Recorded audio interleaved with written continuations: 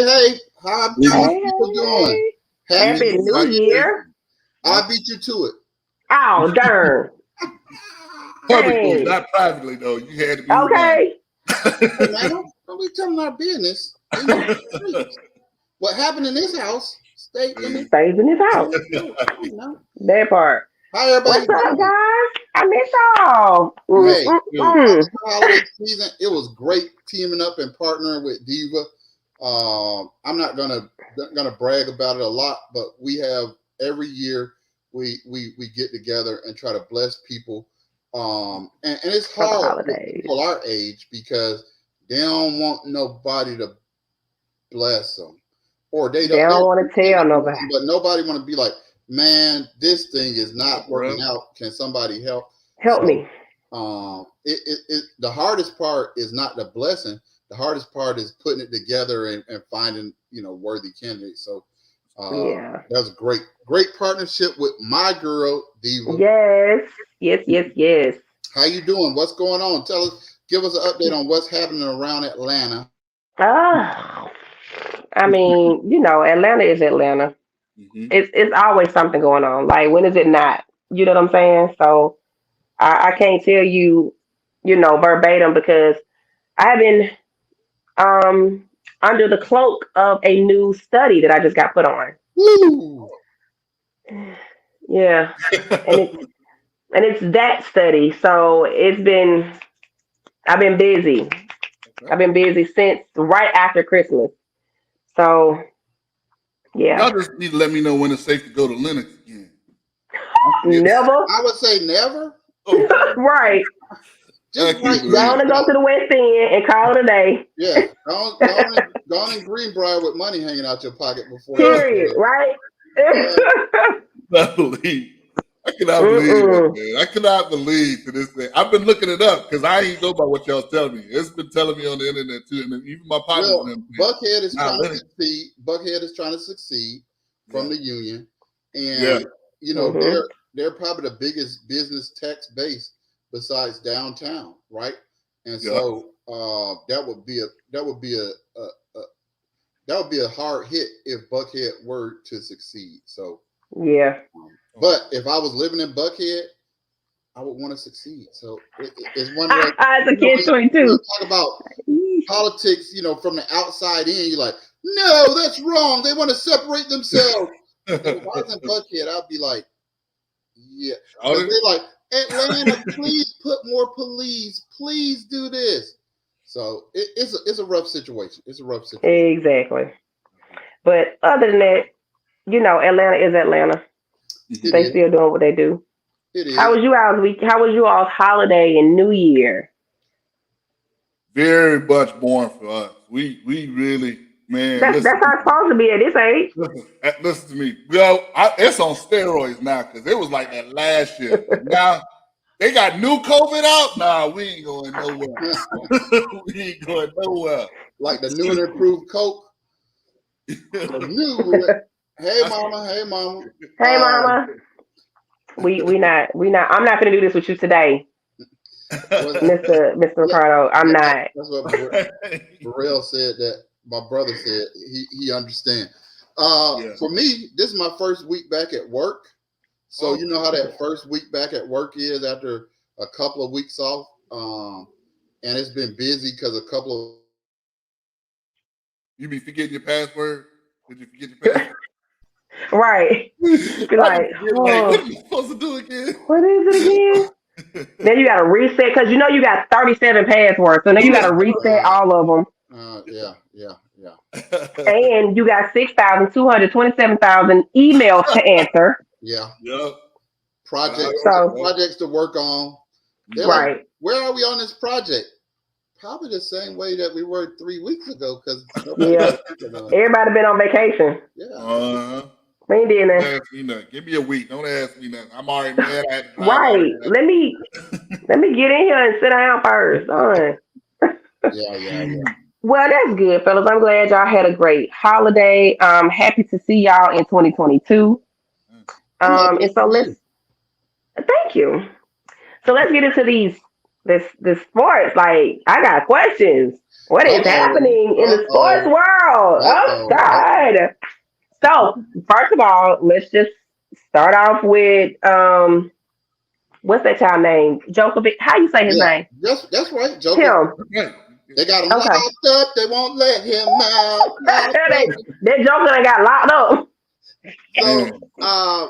So, he's right now the number 1 ranked tennis player in the world. Yes. So he never would have flown to Australia if he didn't think he could play. Okay. So, his representative was saying this and this, and he's not vaccinated, but he thought he had a medical waiver. They looked at his medical waiver and was like, nah. So he's stuck at a facility in the airport until they see his appeal. So it's not clear is he going to play in the tournament or not. It's changed all the betting lines. And I know he's thinking, now, if you had told me this, I would have stayed where I was. I wouldn't have came down here to get locked up in the right, just to get locked up. Like, especially locked up abroad. Like, that is not the business. So he can't, hold on. So he can't even leave, though? No. Over in that hemisphere, the way they do COVID, remember, Rafael Barlow told us that when he was a guest on there. When they flew into China, they're like, okay, come on in, get in your hotel, and you go stay in here for 2 weeks to a month until we can, even whether you're vaccinated or not. So the waiver is for vaccinated players not to go through that isolation. Right. Australia and New Zealand have very strict rules about when you come in being quarantined. And so by him, he thought he had negotiated where he could do both of them. But I know he like, man. Wow. Sorry about that. Y'all send that man some bun money. Moving right along. We got a lot. Can we just have a moment of silence real quick for Dan Reeves? Shout out to Dan Reeves. Shout out to Dan Reeves and the Reeves family. Yeah, his family and so many players. Listen, when time goes by, the secrets start trickling out. Not a single negative thing has ever been said about Dan Reeves since he left. So not just, when he passed, the good stuff override the bad stuff, like being Roethlisberger, but that's a whole nother story. But it's just the whole time it's been, he's a good person. He's maintained a good relationship with the players and the Falcons. So Sharp was shook up. All the Falcons players that we know and love had nothing but to say. So rest in peace. Yes, rest in peace to Dan Reeves. Hey, all right, so hey, okay, the Hawks. What's up? They were struggling. What's up? They were struggling probably more than anybody else through this COVID thing. To the point where Hawks fans felt like they got picked on. They had all these guys missing, and they have not had a single one of their games postponed. So they were losing games. Oh, wow. Any stars. So, and they already had some problems, but really and truly, Slink, the general manager, went on radio on Monday, and he was pissed. You could hear his voice, and he said he was pissed. So, Ricardo having a little technical difficulty. Yeah, he turned to an ice cube. He froze on us. I'm back. Yeah, you're back. We're just talking about the Hawks a little bit. So they played well last night without Trae Young, but the pressure is on them. And the funny thing is, I said from the beginning of the season that they needed to make some changes to this roster, and everybody no. I was like, if they're going to compete, this roster has some deficiencies, and people were telling me, Ricardo, whatever. So I think there's going to be some trades at the trade. Ricardo said that ain't how That's not how it went. You was co-signing me when I was saying from jump in the playoffs. I said, listen to me. You guys are clowning on Ben Simmons, but that's exactly what we need. Well, go back and look at the tape, but it wasn't. It wasn't specifically at Ben Simmons. I just felt like we had a lot of guys that were complementary players and still developing, which is fine if your expectation is to make the playoffs. But once you make the finals, is that still just your expectations? So I thought they needed I also said after the playoffs, I warned before the season started. I said, listen, we got too much talent and too much young talent. It sounds crazy. Like, how could you get too much talent? I don't understand that. I don't understand that concept of too much talent. Let me expound on that a little bit. This is a crazy thing about basketball. You can only play 5 people at the same time. You can only play 5 players at the same time. So you got 12 guys who can play. And the guys we drafted, we killed it on the draft. It sounds good. But now what's happening is you're in practice and you're seeing who's who and what's what. Let me tell you something about athletes, guys. We know by the second practice who's who. So we're looking at this guy and we're seeing him starting because of his contract situation. Whereas the guy that's up under him that does basically the same things just as good or better is killing him in practice. And don't think that some of that's not going on. So what it is, we got about 3 or 4 guys that can do basically the same thing in terms of our wing situation, about 3 or 4 guys in terms of our big situation. We don't have a lot of bigs, but in our guard situation. So it's like the math says 2 or 3 people got to go because they do the same things real well. So it's a funky situation. Jamina's right. I get that. Yeah, we were on it early on, and we got lambasted. We talked about it on social media. Talked about it. Said, listen to me. You got to make a move. And then what's crazy, I think we talked about this the other day. Travis basically said, look, sometimes you make a move just for the sake of making a move. And maybe we shouldn't have kept everybody just as is. And that sometimes has to be because in my opinion, as a longtime NBA fan, what kind of works in today's NBA is it's got to be a little bit of uncomfortability. Yeah, what I mean, these guys are very comfortable and proud of their.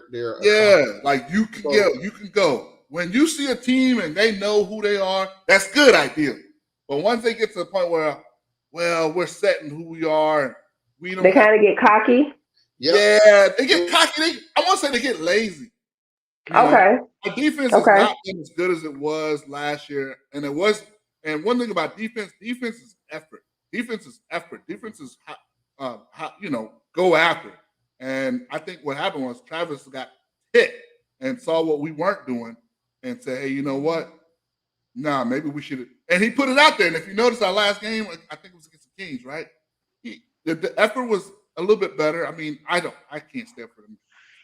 And Burrell said they're not making any trades. Mm-hmm. Let's bet that. I believe there's going to be some trades. Mm-hmm. What's going on, James? West to test.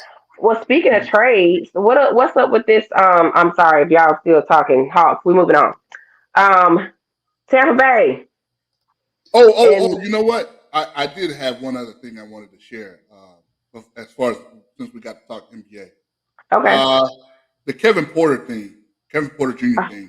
Tell us about the Kevin Porter Jr. Okay, so long story short. I heard briefly. Okay. Yeah, last announcer for the Washington Wizards. They're playing against Houston. He said something to the effect of, he made a dagger shot, and it was like, just like his daddy, whatever. And he said, just like his dad, he knows when to shoot at the right time. Yes. So now, that doesn't sound too offensive, Ricardo. Yes. Why would that be offensive? Well, Kevin Porter Jr.'s father was shot when he was 4 years old in he shot somebody. That's right. He shot somebody in a robbery. Yeah. So it was kind of like, I think the announcer said, well, he didn't know that was Kevin Porter Jr. He thought it was the Kevin Porter that used to play for the Bullets back in the day. And so it doesn't matter. Yeah. It doesn't matter. Exactly right. I'm so sick of people and these backhanded comments. Yeah. Because, it's hard to imagine because the problem with him saying he thought it was the other Kevin Porter was the other Kevin Porter wasn't a shooter. Number one. He knew what he was saying. You knew what he was saying. Let's say, give him a benefit out. Let's say he No. I'm going somewhere with it. I'm going somewhere. Hear me. Let's say he 100% knew what he was saying, or he didn't know. He's just totally oblivious. Bro, your job as an announcer when you talking is to get information about the people you talking about. You didn't know that his daddy. You know what I'm saying? You felt comfortable saying something about this man's daddy without being sure of who you was talking about. So but that's how you know he knew because of how drilled down the comment was. Like it wasn't a random random comment. You know exactly what you were saying, and you knew who you were saying it to and about. You knew exactly what you were saying. Yes. So you lose your job out of your own incompetence because you didn't know, or because you did know. So either way, you should be gone. I didn't know was a cop out. My 12-year-old say I didn't know. Yeah, I mean, because like when you're hosting a podcast and doing preparation for this, imagine how intense the preparation is when you get ready to broadcast a game. That doesn't fly. And we and maybe own each other. Hey man, I'm gonna talk about this, and then I'm gonna talk about this. And hey man, you better make sure you know what you're talking about when you talk about that. Man, I'll be looking exactly. At crazy. We're gonna talk about the Bulldogs. He watched the game. What you mean you ain't watched the game, Shawty? I didn't know they were playing. I didn't know they were playing. My bad. You get it. So you were talking about the AB release. So we'll see what happens with that. But the AB release, I mean, the video is legendary at this point. Him storming off the sideline, and a dark skinned brother like us with some brown pants. For a second, I was like, "Is the brother naked? Did he just walk? Did he just take the whole thing off? Did he walk off the thing naked?" But and so I know where he's going. He tried to come back with some good PR, spilling dirt, right? Yeah. Right. What? So he AB came back. His lawyer came back with some spilling dirt. They were trying to pressure him to play while he was injured, which listen, that might be true, but I'm gonna tell you the truth. You know what the problem is? Because I'm like, boy, I'm a lawyer. I'm AB's lawyer. That's exactly what I'm gonna say. I'm gonna say, man, they tried to make this man play. Yeah. Right. But because of who we talking about, I ain't believe you. No. But the thing about it, Ricardo, they probably did make him play. That's what I'm saying. I was gonna say, I don't believe neither one of them. Make him play. But was AB frustrated because of his injury or because Tom Brady was throwing the Gronk too much? Either way, it's not the professional way to handle it. It's not. It's not. And it kind of segues to our situation with the Falcons. Everybody became a pop psychologist and was like, AB needs help, which is true. But people who need help also are responsible for their actions, right? So you can't be like, oh, I need help. I'm getting ready to go drunk drive and kill some families. My bad, because remember, I need help. So yeah, I mean, there's we talk about from a legacy perspective. This, whether it's right or wrong, it is going to affect him getting into the Hall of Fame. Because, for sure. And Hands down. Here's why. Hands down. The last time he played fully healthy, which was 7 weeks ago, he had 10 catches for 110 yards. Yeah. That's not a man who's at the end of his rope. No. AB probably got 3 to 5 more seasons. Yeah. He's in the Hall of Fame now statistically, and he would just put himself over the top in those 3 to 5 seasons. But he's not going to have that opportunity. How do you bring that guy to your team? Listen, one of the hardest positions in football to get in the Hall of Fame is wide receiver. They didn't want to let T.O. in. And T.O. is T.O. And that was some BS because trying to compare AB to T.O., T.O. had 0 off the field incidents. None. Not a single one. No. And I can't stand T.O., but I know who he is. He's top 2 wide receivers ever played the game. Right.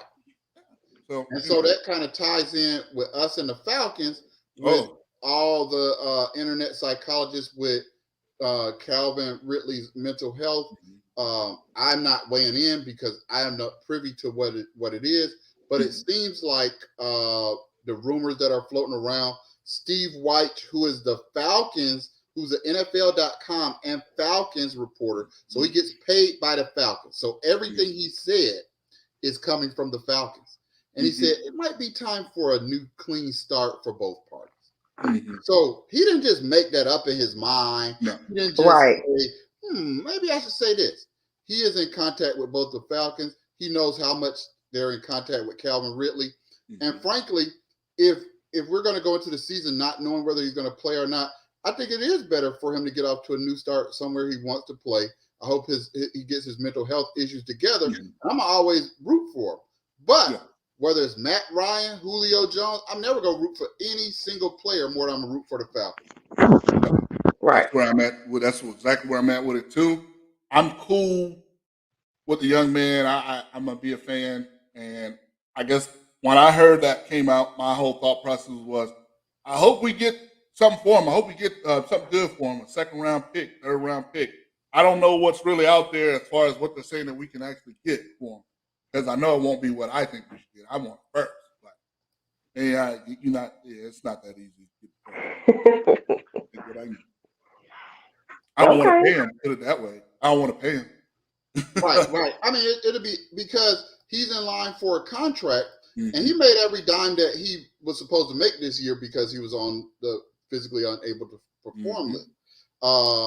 We can't afford. We already tied up against the cap, and he had a reasonable cap hit of $11.5 million. But we can renounce that. We could either do that or we could trade that.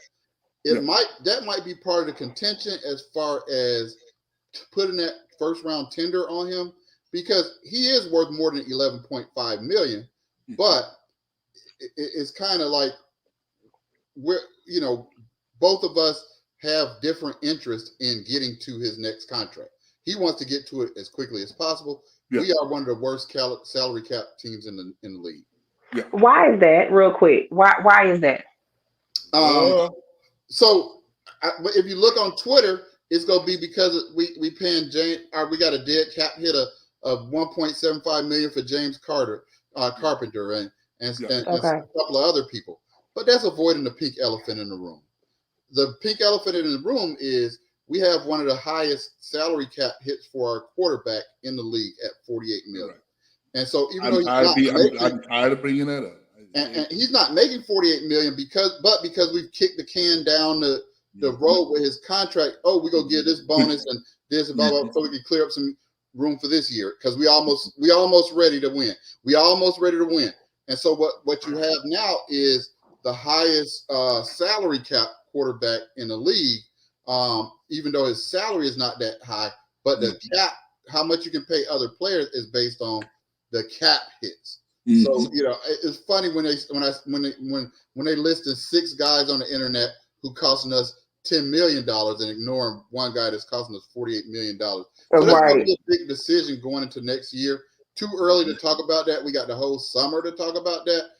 And I have really no idea where the Falcons are going with it. I know they are not prepared to get rid of Matt Ryan in any shape, form, or fashion. But an extension doesn't provide nearly as much release as other options. So I'll leave it at that, and we'll go there. But that's a good right. Our lawyer Callie letting people know it's Matt Ryan's contract. Right. One thing I want to bring up before we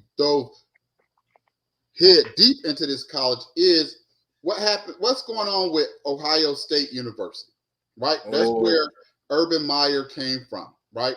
And so one of the players that was there during Urban Meyer's time, and he actually is connected to AB. If you go back to the beginning of the season in college football, he took his uniform off on the field because he. Oh shoot! Okay, he was saying basically the young man in question from I can't. You remember these guys? Go ahead, you broke up for a second. It was like an AB type thing on a college level, right? And so he stormed off the field, and so then he started spilling tea during the Rose Bowl. So Ohio State is playing. He started spilling tea. And then one of the things he said was, I felt disrespected because they used a picture of Trayvon Martin to say no hoodies in the team meetings. And so then all of the Tony Dungy ex-OSU players was like, no, it wasn't like that. It wasn't. They didn't specifically deny that part. They were just like, no, you doing it all wrong, little bro. You got to talk to me. Talk to me offline. OSU was great to us. OSU was the best university. Well, the next day, Urban Meyer, because he don't know. He was like, yeah, we did use that picture for the no hoodies. Who's that? Wow. And you talk about two America situations. Man. While Nick Saban and who we getting ready to talk about this call, Nick Saban and Kirby Smart march with the players in Black Lives Matters parades and what have you during all this stuff. And don't think that don't affect Cruton. Yeah, and definitely Urban Meyer and Ohio State did not because they didn't have to. It's a different, we always talk about the South is like this and the North is like this. I tell people all the time it's real racist. Not exactly. Exactly. So they was like hands off in it. And so, after all those players jumped on Marcus Williamson, like, hey, bro, don't say that. No, Ohio State is fair and there's no prejudice born in their body. And this is not prejudice. Ignorance is not prejudice, but it's a part of the problem. Mm-hmm. If you can be recruiting players that are the same age as Trayvon Martin would have been right now if he hadn't been killed for carrying Skittles, but you don't know who Trayvon Martin is, that's a problem. You say, hey, I'm not really in touch with your issues. I just want you to come here and play some football. Come on, play some ball for me. Mm-hmm. So call it in black and white. Excuse me, huh? And so, I mean, that was just, to me, and I haven't seen any walk back for any of the guys who was jumping on Marcus Williamson to say, you know what, we might have spoken too soon. Because none of those guys who was jumping on him actually played on that year's team. And they showed Urban Meyer. He was like, yeah, that's the picture we used. Now, obviously, he didn't pick the picture. So what that tells me is there's people inside his organization exactly who that was. Uh-huh. Because you didn't just randomly, let me pull up a picture of a kid. Of a young black man in a hoodie. Because having a son who's college age, who has a lot of white friends and black friends, that's not a black college age kid issue. It's a college age kid issue. Yes, every time they come to my house, even in the summer, they have hoodies on. Mm-hmm. Now, I have a theory of why they have hoodies on, but that's a whole nother show. That's a whole nother show. But that's what they wear. That's what they're right. We laugh about it all the time. I can't tell you how many times you go out in the summer and you see kids with hoodies on and with the hood on. With the hood on. Yeah. So that's not a black student athlete issue. It's a student athlete issue. So whoever picked that picture, I can tell you who knew who that picture was. Whoever picked that picture for the PowerPoint presentation. Absolutely, they did. So I didn't want to hijack the discussion, but I thought that was important to get out there in the world. Before we jump into this championship game, the NFL playoffs, we got an important game against the Saints. Not for draft pick, but because the Saints could make the playoffs. Because we hate them jokers. And we hate them jokers. And we hate them. Make me happier than if we were able to knock the Saints out of the playoffs. Oh. I will be rooting for the Falcons. That's my Super Bowl. I will crip walk for 20 minutes. Listen. Stinking behind swamp. Listen. I'm gonna do the second line through the house. I'm rolling off. So now it's time to talk about the biggest thing that we have going on in Atlanta and Georgia sports. We have a championship with the Braves. So we're in a rare situation to have two teams playing for championships in the same year. So shout outs to the Bulldogs for doing that. Yeah. And, a couple of weeks ago, it looked ugly. And to the point where fans were like, I don't know if we go beat Michigan, even though we were favored by 7.5 points. And I was like, we go kill Michigan. They were like, oh, I don't know about that. Did you see how Stetson Bennett played here? We see how Stetson Bennett played. So I just wanted to talk a little bit about helping you interpret what you saw as it pertains to what you might see on Monday. Mm-hmm. Ricardo, because we won't have a show on Monday. I can tell you that because that'll be the day. But we will have a show on Tuesday or Wednesday if things go our way. Yeah, I ain't gonna lie. I'm a front runner. Okay. If we don't win. Right. I don't want to talk. I don't want to talk about it. No, that's me. That's me. Diva, Ricardo, what do you think you saw last time, and what do you expect to see this time? Well, you kind of mentioned the Michigan. We've already talked about it a little bit. George is right. He feels like Michigan didn't show up. It was all talk. I actually feel like what that was a product of we were healthy, man. Jamari Sawyer, y'all, the audience, most people don't know this, but Recruitniks know who Jamari Sawyer is. He's one of the best offensive linemen in the country, and he took that dude Hutchinson. I think we did kind of talk about it already, and he gave him the business. You didn't hear Hutchinson's name come up. I mean, that was a rough game for Hutchinson and Ojabo for the draft. Yeah. I don't think it's going to affect them big time, but if you thought you was looking at Joey or Nick Bosa, yeah. So, and that's so the difference is you're going to see a healthy Jamari Sawyer. You didn't see that the first time we played Alabama. You're going to see a healthy Chris Smith, and that's important because he wasn't healthy the first time we played Alabama. Obviously not healthy. Just let me tell you, just so you guys understand. I don't know if y'all don't know the rules of targeting. Somebody on ESPN didn't know the rule because she was explain this for the last time. Chris Smith first half, and I was like, no, that's not true. Yeah, he will be in the entire game. If he was kicked out of the game in the second half, then he would miss the first half for this game. But he's kicked out the first half. Therefore, he'll be able to play this entire game. All right. Okay. Okay. So what was up with Chris Smith last time, Rico? Real quick. What was that? What? Just to remind our viewers, what was up with Chris Smith last time? Yeah, he was. Yeah, he. Listen, not just Chris Smith. He hurt his knee, but it wasn't just Chris Smith. It was Jamari. Chris Smith wasn't healthy. It was the third one too. Nolan Smith. There we go. The elbow. Yeah. The elbow. My point is, these kids have had Jalen Carter had lost 12 pounds in a week before. Yeah. And these kids have had 37 days to get ready for this. And don't think that even though we were preparing for Michigan, that our coaches didn't have something in mind just in case we beat Michigan. Now, the thing is, we got to give Alabama credit, and we'll talk about that in a minute too. Alabama's really good. They're really good. Bryce Young, he's that dude.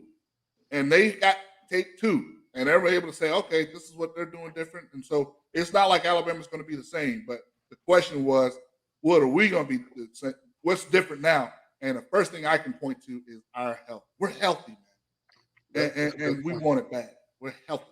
So from when you talk about football, situational football, if you want to win a game betting, because I had my Georgia Homer eyes on, but from a situational betting perspective, Alabama was the bet anyway, because Georgia didn't need to do anything that game, and Alabama had to win to get into the playoffs. Even though they were the second best team,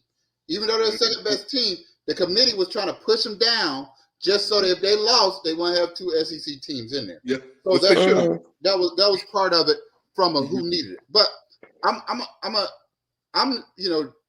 known as the professor, so I'm going to give you a breakdown from a little bit of a statistical perspective so you can understand what happened and how likely it is to happen again.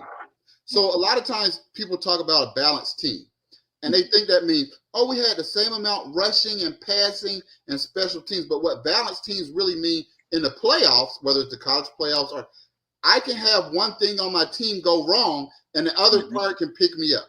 The Georgia defense went wrong, and the Georgia offense was not able to pick them up. But good point.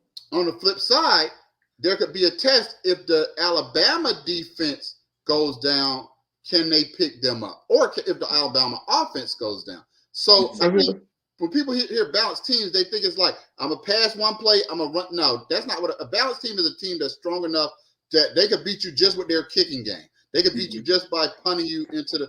So I'm going to tell you, I'm going to ask you some situations, go back in time, and forget that you knew what the outcome was as a Georgia fan, right? Yes. And I told you before the game, all right, that Alabama running backs are going to have 21 carries for 76 yards, averaging 3.4 yards per carry. Then we're going to, what up, Gerald Gooseby? Ride with me where I'm going. And then I told you Bryce Young was going to have to pass 44 times in a game. You're going to be like, oh, that sounds good for us. He's only going to complete 26 of them, which is only 59% completion. You're going to be like, oh, we might have blown them out. Problem was the yards per completion and Bryce Young's running yard. Those were the two things that killed us. We weren't able to sack him. Bryce Young played 13 games this season. Guess how many games he had positive rushing yards? 2. He had 42 yards rushing against Tennessee and 40 yards against us. Every other game he had minus yards because of the sacks. That's the quality of their line, right? And we made him look more mobile than he really was. The defense didn't execute on those deep passes. And our secondary was confused, injured, and frankly, not as talented as the Alabama receivers. But the game plan, when us coaches are saying, oh, Georgia defensive coaches didn't know what you're doing. I told you. If I told you we was going to hold them to 21 rushes for 74 yards and make them pass for 44 times and only complete 59% of them, which is technically what we rate as inaccurate for a passer, you would go like, we take that. But I would have had to leave off the part that those 26 completions went for 470 yards, right? So how did they flip the switch on us? We know we got hit in the mouth in that second quarter and we couldn't recover. But it goes even deeper. Georgia was 11th in the NCAA. Bama was like third. Bama and Georgia are two of the best third down defenses. We usually get people off at a 35% rate, right? So that means every 10 plays, you're going to get off. You're only going to get 3 first downs. 3 first downs is not enough to score a touchdown, right? Like if you get your 25, that's going to put you at your 50, whatever. We let Alabama convert at 50%. And that's what they did. They were the number 1 ranked third down conversion team at 53%. So that's something they already do good. But typically you thought facing the Georgia defense, they wouldn't do that as well. We've got to do better on third downs because we got them. If you look at it, our defense got railroaded the whole game. That long bomb to Jamison Williams, third down. That crossing to James Wilson, third down. That play where John Mechie caught it going out of bounds and nobody was in 10 yards of him, third down. The mission of the defense is to get you to third down. Georgia did that part of it. Just on third down, they weren't able to give credit. They couldn't convert. So the Athletic, I'm going to give Athletic their credit. The Athletic looked at how did other teams get 7 and 6 sacks and we didn't. All year, we have only rushed 4. Even when it looked like we were blitzing, we were only rushing 4. We were rushing 3 down linemen and bringing 1 linebacker. So that means 7 guys back in coverage. And we did a good job of that all year because we didn't have the best one-on-one man coverage safeties, right? So what they showed was LSU and Texas A&M and Auburn, they crowded the line. So even if they only rushed 4, which mostly they rushed 5, they were able to create confusion. And you say, not what Georgia did all year. You look back at the Rose Bowl, remember against Oklahoma, Baker Mayfield was carving us up in the first half because we were doing what we do. We're going to rush 3. We're going to bring one of the linebackers. That's going to be 4th. We're going to drop one of the other guys into the flat. That wasn't working against Baker. And so what we started doing is putting 6 people at the line because Alabama has the best offensive tackle in the country. He's the number 1 pick. So we don't have anybody who can whip him. I don't know if Adam Anderson could, but we won't know that. But we don't have anybody on our current roster that can whip him. So we have to create confusion. So what I'm going to be looking for is, are we going to be crowding the line? That's 1. 2, we're going to have to spy on Bryce Young with somebody who's quick enough to affect him. We have been able to get away with having guys, some of our great athletes, drop back to like Jalen Carter is an incredible athlete. We've even had Devontae Wyatt on sometimes be able to mirror or shadow stalk a quarterback because they're so athletic. That ain't gonna work on Bryce Young. We're gonna have to figure out either Chandler Tenney, or Nakobe or Quay to spy Bryce Young because we can't give up 40 yards to a guy who doesn't rush for yards. So I say all that to say, to me, Alabama is still the favorite. I don't care what Vegas says, but I taught you guys a little bit about betting, so I'm gonna put this out here for this. Oh, come on! Okay, well let me as you know, he'll be back in a second. Let me go ahead and I wanted to jump in anyway because I wanted to share a little bit about health from the other perspective. Now the difference is in this game is now John Metchie is out. Now, why does that matter? That's the other good receiver. He ate us up. But it was James Williams that was really the difference. So now what can we do with James Williams if Metchie's out? Now we can double. Now we can put the press. Now we can press James coming off the line because we cannot have no 6'5", 4'3", 40 running guy just running out free without any just nobody touching him. So what we're gonna do is we're gonna put them paws on him, like we say down south. Paws on him, and it's like, hey man, we're gonna make you work, all right? Because the other guy's not there. So that's one thing as far as health. The other thing is both of their starting defensive backs are out, and Joby's injured. I think he's actually going to be playing, but he's injured. That's another important thing. So their defensive backs, they're a little bit in trouble. So that means for us, what does that mean for us? That means, hey Stetson, this is on you. Yes, we're going to get what we get out of that amazing tight end, but this is where you say, hey, Pickens, I'm going to throw it up, and you're going to catch it. We cannot have 5 completions to our wide receiver. Even if you don't complete it, just having the play of you going out there and saying, man, it's about 5 times this game. We can't let them shrink the coverage to the line. Exactly, especially these one dudes. You know what I'm saying? And there was another thing too. I think there's somebody else that's hurt. They're right guard. So guess what? Hey man, all these 5 stars I've been hearing about, you're gonna have to win. Yeah, I hear you best offensive tackle. Well, guess what? Somebody's got to win. Trey Walker, you got to win, bro. Nakobe Dean, you got to win, bro. You got to win. It's gonna be one-on-one matchup, and you're just gonna have to be better than their guy. And if you do that, we're good. Gerald Goldsby says, get the ball to receivers. Mingo, yeah, I appreciate you, man. Get them balls to the receivers, man. Even if it's not deep things, we got to threaten those guys out there because, don't have them sitting. They were able to shrink the field because they know Bennett is not looking at those guys. So a little bit from the gambling perspective, right? Because we've been teaching about gambling, right? And we know Vegas is not out there to lose money. Right. So Georgia opened at -3. All the money, 64% of the money is on Alabama. Some houses have brought it down to 2.5, but it's still mostly at Georgia still -3. So what does that tell you? It tells you, so to win $100 with Georgia, you got to pay $150. So that means they want to charge you for betting Georgia. To win $100 with Alabama, you have to bet $125. Yeah. That reminds me, because what Jameed would always tell us, if the opponent, remember this, we're in Indianapolis, so it's not like we're home, but we are like the home team. So if they're giving them 3 points, then that basically means they don't want you to bet Georgia. That's what he's saying. Am I right? Right.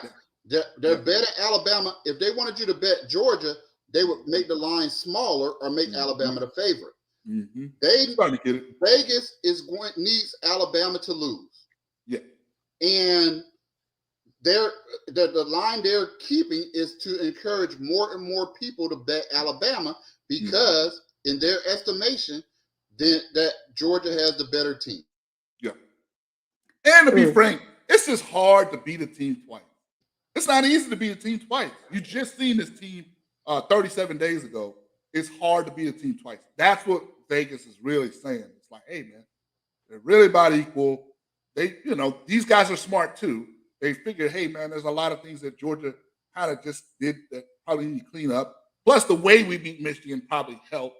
You know what I'm saying? But the point is to what Jameer is saying, hey, it's just hard to beat a team twice, which, of course, we as Georgia fans are hoping on. I know some of that's what we're banking on and hoping. And I think the other thing to think about is if you were preparing, right? And I'm gonna take it away from football. I'm gonna take it to J-Lo and Enough, right? Okay, where you go with this? Okay. Unless you have it. You remember Let's see where you going. Her abusive husband whooped her butt. And she went and started training and all that stuff, right? I've seen the movie. It's a good movie. And he was like, hey, I don't care what that working out is. I put that thing on you last time and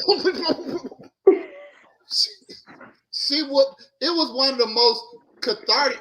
If it was supposed to be women's power, it was just like, because the way he was such a jerk, you was like, put it on. You was like, go to work out, girl. Put it on him. And put that thing on him. It wasn't like one of those things. Yeah. She whooped his natural born. And so what I say is, the analogy is, would you rather be the person who got their butt kicked, not lost in a close game, got their butt whooped, or the person who did the butt whooping for the rematch? That's not the best analogy, but we get where you're coming from. You were very clear and articulate your point. And so we will roll with that. We should have put beating up J-Lo in the hashtags next time. We do not condone domestic violence here. The We That Crew. The opposite of condoning. We condone the victims training like J-Lo and whooping some butt. Which is what he's going with America. Don't try to twist my boy's words up. We know how you is in there. Okay. Anyway. My guy, George, man. My George is Cali love to my brother George. He says, I believe Georgia will make the proper adjustments from the last time they played Alabama and beat Alabama by 10. From your mouth to God's ears, brother. We hope so. We hope so. They've humbled me out to the point where you ain't going to get no. I'm talking trash now. But, boy, I'm telling you now. Boy, God. Oh, no, I'm not talking any kind of trash at all. Because let me tell you, I am not talking trash because the pressure is on Georgia. Yes. Alabama is Alabama, win or lose. Yes, indeed. Nick Saban is Nick Saban, win or lose. He's the greatest of all time. You can. The funny thing is, whatever you want to say about him, I ain't crazy about him. I actually argue this. I tell people this all the time. Nick Saban is not the greatest coach in terms of X's and O's. But what makes him the greatest coach of all time, bar none in college football, is two things. Number one, he gonna recruit. He gonna recruit. He gonna get them kids in. They win in the national championships in February every year. That's what's going on. Number one. But number two is the machine. And if you don't understand what I'm talking about when I say the machine, I don't know how to tell you, what to tell you. But the gist of it is this. If you're a cornerback at Alabama, you're going to get you a ring. It's hard for me to come in your ring and say, hey, look, man, I'm going to get you a ring, and I'm going to get you in the NFL, and there's a really good chance because you're Alabama, and if you're starting when you leave out of here, you're going in the NFL. You're going to the first, second round grade. Same thing if you're a linebacker. Same thing if you're a running back. Same thing if you're offensive. There's not one position where Alabama can say we don't have just as good as anybody in the country. So to that man's credit, the machine is working.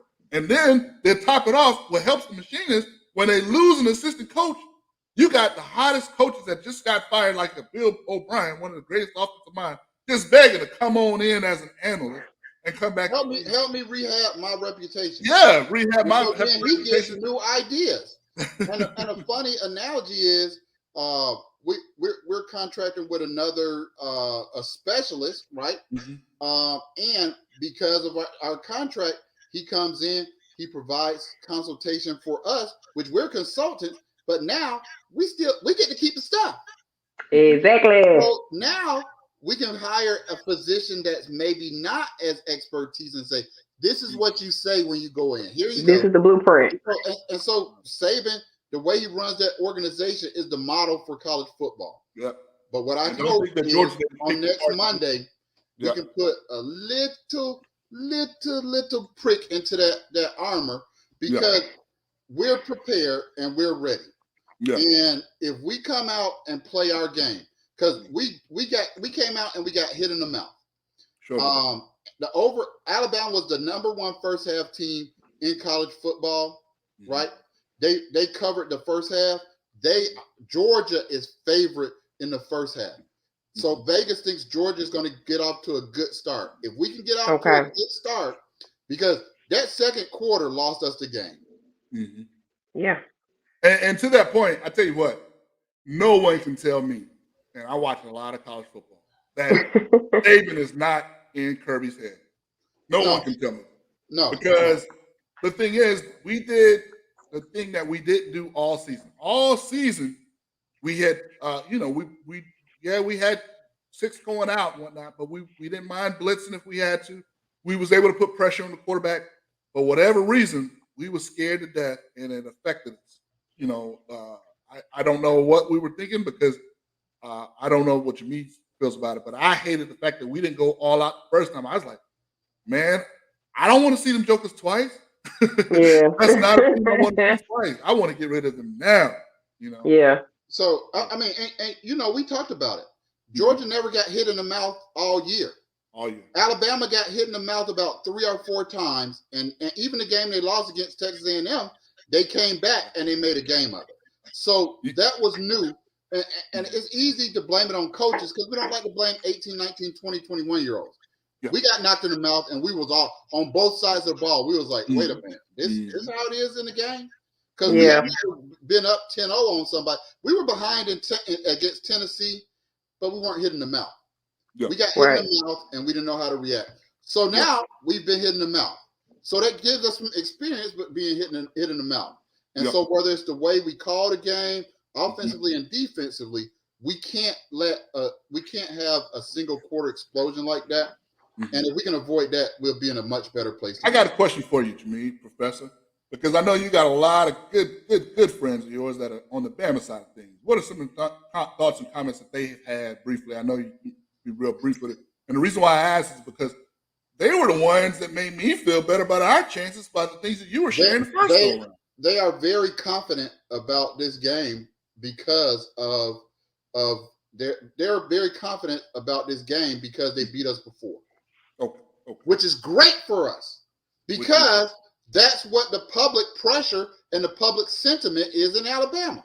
And before the game, they were like scared and nervous. And they were like, we got to play our best game. I never once said we had to play our best game. Now, wait a minute, because there was some Georgia fans that was biting their nails too. Oh yeah, we were biting our nails because we've never done it. Yeah, but I'm always biting my Bama family was saying, y'all the better team. Y'all better at every position except for quarterback. And the unfortunate thing is you don't play cornerbacks against cornerbacks. Their wide receivers were better than our cornerbacks. And they still are, even without John Mechie, but not quite as much. So that gives us a better chance. So got a really good chance. I just don't think that there's any way from what my Bama family is telling me that the players can be nearly as focused as they were. Yeah. They can't. You're basically saying there's no way they're not going to have a little bit of that rat poison. They're getting some rat poison because you can't watch that tape and not get rat poison. Oh man, we did it before. We do it again. Yeah.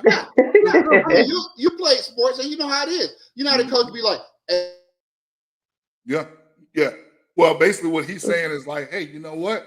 There is no way there's no way if I'm an Alabama player that I don't feel uber confident against my chance against Georgia. Right. Which deservedly so. I respect that. But, man, that's why it should be a great game because what I do know, what was made very clear to me this entire playoff series, that by far the two best teams in the country. Right. Nobody could hang with these two teams. And if any team can beat Alabama in the playoffs is Georgia. And what Alabama has shown is if any team can beat Georgia, it's Alabama. It is going to be a hell of a game. It is. I think, get together as safely as possible, but we will be watching, maybe live tweeting. I don't know. I know Ricardo won't be live tweeting. You can't I will not. I huddle up. Y'all know what I do. Your nerves bad. If you are not a member of We That UGA, whether you're a Georgia fan or not, we encourage you to go on Facebook and look at We That UGA because there will be a live thread on there. And then out of that, we want you to follow us on YouTube. We have gone over the century mark with followers. Our views are up. We are getting a lot of engagement, so thank you for that. Please like and subscribe and share with your friends. Diva, where can they find you when you're not gracing your presence on this show? You can find me on Facebook at Boss Diva ATL. No, I'm sorry. Boss Diva T Harris on Facebook. And then Boss Diva 001 on Instagram. That's it. I don't do the Twitters and hey, listen. Don't be trying to jump in her DMs. You know they're gonna try to jump in the DMs. They've been waiting. That's what it is. That's what it is. Over the show. She probably got 5 messages in there now. And I don't. They know. They listen. One thing for certain, two things for sure. Crazy. Y'all see, we bought that. That's right. That's right. I got my goons. They don't play. But So for the beautiful Miss Boss Diva, Professor Mead, and myself, we thank each and every one of you guys for coming out once again. Until next time. It won't be Monday, but it'll be very soon. Go Dogs. Peace up. Anytime down.